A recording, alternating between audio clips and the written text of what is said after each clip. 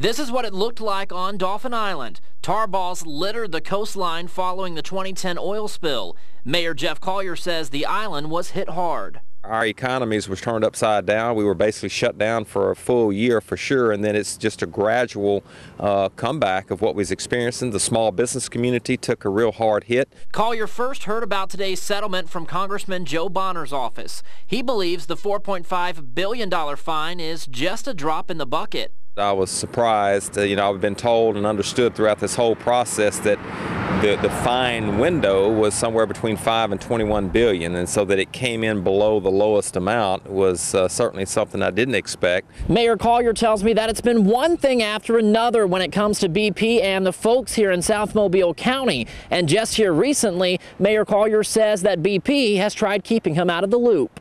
Just recently there was some advertising funding put out. Our community wasn't even notified of that process. We didn't even get to apply for the process, let alone get any funding.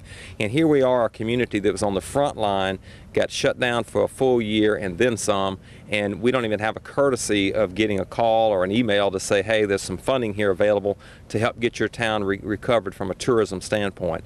I just think that's inexcusable. Small businesses on the island shied away from our camera tonight, but tell me it's been a struggle to rebound. And most people seem to agree with the mayor. The $4.5 billion settlement just doesn't seem fair.